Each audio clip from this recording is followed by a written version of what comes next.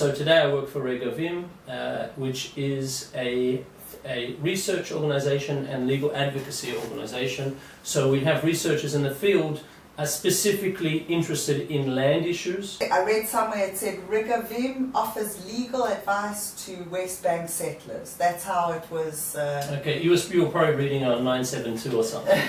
One of the we're effective, so we get a lot of people who don't like us being effective, writing a lot of nonsense. We're best known for the Negev because we are experts on the abuse of land in the Negev state. Important, and I think it's related really to the elections and how the elections play out, is the idea that the Bedouin are an indigenous population. And then the question is, well, shouldn't they expect the government to supply them with services? And that's a great question. But if I went and set up in Renana Park, my first question wouldn't be, where's my electricity, where's my water, where's my sewerage, and where can I get my schools for my kids and a hospital in the park for me? So the first question would be, am I really meant to be sitting here? Being abused and misused by 53 separate NGOs that say they are pro-Bedouin, but actually they're doing damage to the Bedouin cause. Because they are extending and they're actually making the situation worse by not allowing for that big compromise that Israel is responsible to do. So what is, I know that you're not policy makers, but what would be your first of all, we say the land claims do need to be dealt with, and Israel needs to draw a line and say, this is how we're dealing with it, this is the offer on the table, accept it or don't, and there's a time limit. The biggest plan is to really reinvigorate the towns. Massive investment of funds to develop the area. And don't get me wrong, I have the same policy for Yud and Shomron. We interviewed Dov Lippman the other day, and he was saying that he finds the number one issue that everyone should be aware of in terms of the way a coalition government is run is corruption.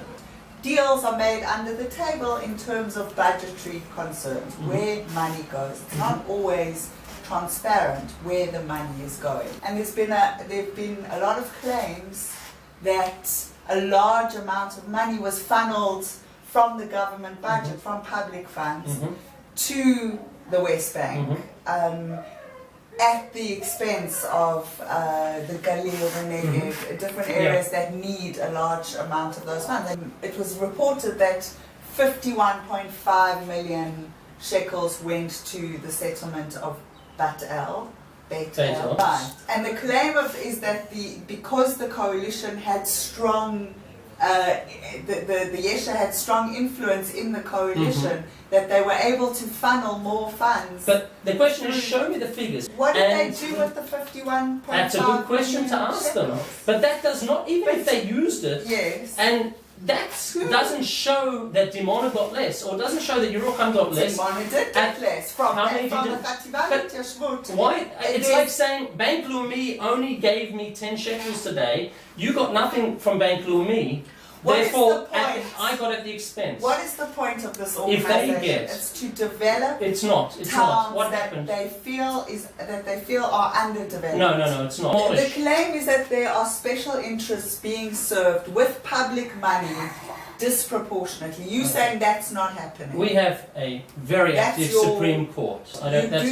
You said that you think the West Bank needs massive investment, and the Galil and the Negev. Do you think that the West Bank should have more investment? Yes. The bigger problem is the illegal building there, because you didn't used to have 100 or 150,000 Arabs in Area C. They've actually moved there from Area A and Area B. So when people say, well, it's tough under Israel's rule and really nice under the Palestinian Authority, you have to wonder why more Arabs are moving to Israeli rule than under Arab rule. It's interesting that you speak about illegal building, because the perception is in Israel and in most of the rest of the world that the whole of the West Bank is illegally built from the Israeli. Correct. So what you're basically saying is that it's illegal for a Jew to live in a certain area. So again, let's go back to... Well, because of the disputed nature of the land. Because of the disputed nature of the land. So I want to understand, is there anything similar to that anywhere else in the world where because of the disputed nature of a land, a certain religion isn't allowed to live somewhere? It's not about the religion, it's about the Israeli citizenship. So it's got nothing to do with they're Jews. Israelis and it's disputed. So it's got nothing to do with Jews. It only has to do with Israelis not being able to live there. I don't know. So an Israeli Arab who marries a girl from Ramallah shouldn't be able to live in Ramallah because he's Israeli or she's Israeli. Is Ramallah disputed? Ramallah is the capital of the Palestinian Authority. It's a Ramallah. Are you just not saying the Ramallah should also be part of Israel? No, what I'm saying is, first of all, it's all part of Israel. Okay? That's Israel. What is the map of the Middle East? There are 22 Arab countries. There's one Jewish country. Yes. If someone believes we need another Arab country, guess what? There's a whole lot of land that can be separated up. Does Israel have a part to play? Potentially.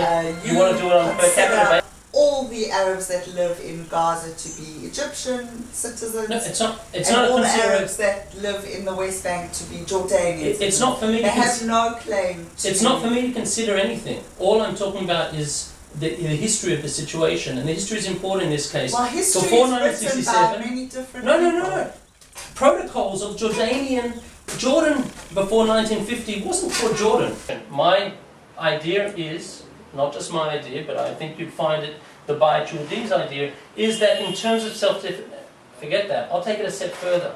The Declaration of Independence. Owners There were lots of Arabs living of course, and that's why it spoke Israel, about, Palestine. and that's why it spoke about the political and civil and religious rights of all peoples. But it didn't speak about national rights for anyone except the Jewish people. So what does that mean in Tachlis? Tachlis, it means there is no room here for a second state. There was a war. At the end of the war, it ended up that Jordan controlled the hills, Judea and Samaria. Egypt controlled Gaza. Israel controlled pre-1949 armistice line Israel. So, and the people that were living in Israel itself, many fled, many were expelled, whatever you say happened to them, they became the refugees of today, living in refugee camps in Lebanon, in Jordan. Correct. Why have the Jewish refugees been settled here, but all around in the Middle East, the Arab refugees haven't been settled? Why? Because they are used as pawns. You're saying there's powerful interests in keeping the refugees refugees. Correct. Okay. Yeah. Now, so we have today, then we had 67 and Israel comes and liberates. Judea and Samaria, I use the term liberate. I think terminology is very important. You use the term West Bank and occupy. I use the term Judea and Samaria and liberate. Right. And Jerusalem, of course. Always in our hearts. Liberated. So, okay, so now we come to today. My plan is based on the Jewish people doing what's right for the Jewish people. I can pretty much assume if we were established state number 23, Arab state number 23, it's a lot more likely for it to follow the rest of their brother Arab states and become a dictatorship run by a king or a hegemon. So that's up to you to decide. Not at all. Okay. But I do feel a responsibility for, when we talk about human rights, universal human rights, self-determination. Okay, these are important terms. What you're saying doesn't make any sense to me. You're saying, on the one hand, you're saying we have to do what's right for the Jews. On the other hand, you're saying we can't allow the Arabs in that area to live under dictatorship. That would be unfair of us. Correct. People are saying we want our own state, we'll decide how to run it. No, that's not what the Palestinians are saying. That's what the Palestinian leadership are saying. You have to admit there are more rights in Israel for Arabs in Israel than any other Arab country anywhere in the world. That may be, but is that a good thing or a bad thing? When you live in Israel, you have certain rights. When you don't live in Israel, you don't have those rights. Does an Israeli Arab have more rights in Israel than in any other Arab country in the Arab world? An Israeli citizen? Yes, an Arab living in Israel. Does he have more rights in Israel than any other Arab country in the world? I don't know. I mean, come on, it's an important question. Think of you know what rights they have in Israel and what they have in the Arab world. Israelis. I'm talking about people who don't have Israeli Would you rather those people get Israeli citizenship or citizenship of another Arab country where their rights would be I'd rather greatly that they reduced? decide what they want. How are you going to make sure that they're deciding it? What happens if the day after you make an agreement with whoever? When did you determine that those people, let's say the 2.5 million in the West Bank and the 1.7 million in Gaza, decided, and 300,000 in Jerusalem, decided that they want to be Israelis? No, I've never said that. All I'm talking about is rights, basic rights. I believe that people should have political freedom. I believe they should have the freedom of expression. I believe all people. These are universal rights written in the UN Charter. It's our responsibility. And there are many it's our responsibility that don't.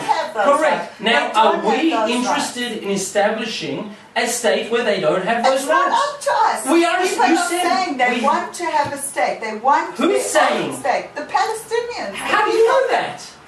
Isn't that what the whole argument is about? No! You've read an article, or you've heard Abu Allah, or Arafat, or Abbas. Are you saying that in all the surveys that are taken, where more than 50% when they have a free survey of the Arab population in the West Bank and Gaza combined, more than 50% every single time say that they want their own state. There's never been a free survey done in those places. Why? Because guess what? Today, under the Oslo Accord, free survey. Rashid Khalid goes in all the time and does surveys. That's right. So and when they're totally, they come out consistently the same. People want what percentage? The right more than 50. No. And if it's 51%, does that mean that if there were elections? You know what? You know the funny thing they say about Arab countries is you're elected once for life. Well, that's what they said in Africa. That mean that the British and the French had to hold on to Africa for Are you saying the Jews have no connection? Are you comparing the Jews in Israel to the British in Africa? I'm not comparing. That's what it sounded like. No, but it's your argument. That's what it sounded like. I am using your logic of your argument. You are saying that because the Arabs won't give their citizens rights, we shouldn't allow them to have a state. We were talking about the right of self-determination. No, we were talking about the right of self-determination. Do not know what's best for them, and we have to decide. We're the natives. We're the natives. Well, there are two natives. No, there aren't two natives. The basis of Zionism, is that the Jewish people are the indigenous people, because otherwise we should have taken it doesn't mean they're indigenous. Of course there are. We've gone through the rights of indigenous people. In Jerusalem, there were no Arabs in Tiberias. Arab. Where does the word Arab come from? Arabia. Okay. So they're indigenous to Arabia. So don't tell me they're indigenous to Jerusalem. So they should be transferred. No. Why are you putting words? Just because I say they have no national rights in Israel. So they have no national rights. Correct. In Israel. They have full religious, civil, and political rights, but no national rights. So they should. I've said it 3 times, 4 times, 5 times. In today's world, so many shades of grey. No, there's states or not. Really? Yeah. Okay. Bosnia, Czech Republic. What's important to me is that people understand that the Jewish people have established here a home, and we've come home. There were Jews here for 3,000 years. You're endangering that home. I'm not endangering it all.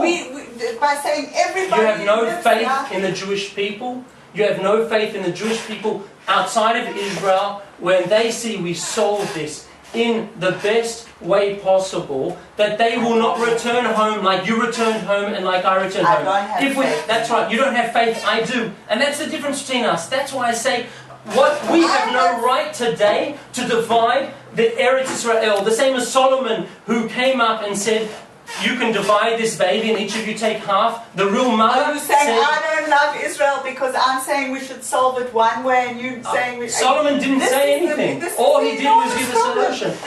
I don't believe in dividing and this. Bennett Correct. And I don't believe in dividing this. Decided that because I have faith. Only people who say we shouldn't divide it are Zionists. No. Only people who say we shouldn't divide it. There's only one party in this election who call themselves Zionists. The Machane Tzioni, the Zionist camp. They must feel a bit threatened with their Zionism to have to call themselves Zionists.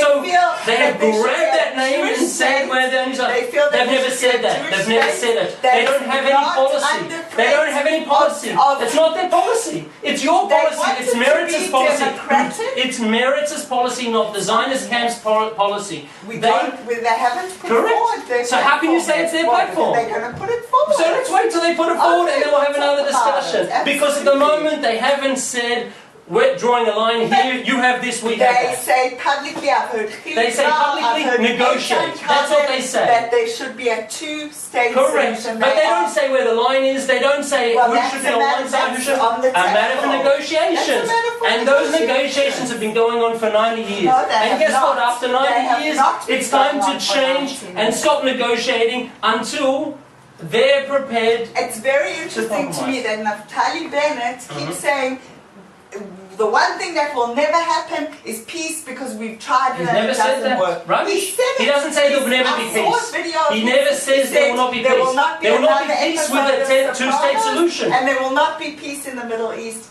because it will never happen. Not in the Middle East. He said there'll never be peace in the Middle East for 100 other reasons. The main reason there isn't peace in the Middle East, and this is a big myth, is because the Jews are here. No, the Jews are here. The He's Arabs saying can never that peace is accept a Jewish impossible because country. it's been tried and failed. I'm saying, when Peace- has peace been tried between us and the Palestinians? When has Peace it been is tried only and possible. failed? Peace is only It's never possible been tried. by not Peace with creating Egypt a has second been state tried. here. Peace The with only Jordan way has been to tried. create peace here is And- by not establishing a Palestinian state. That's the only way you'll But have we've peace. done that. That's We what haven't. we've tried and We failed. haven't. We have That's never what done we've it. tried and Annex failed. it, give them citizenship, and there'll be peace. Oh, there'll be peace. Okay. According to Ari, we must annex the area and then there will be peace. People, please write into our Facebook page. Tell us what you think. If we annex the area, will there or will there not be peace in the Middle East?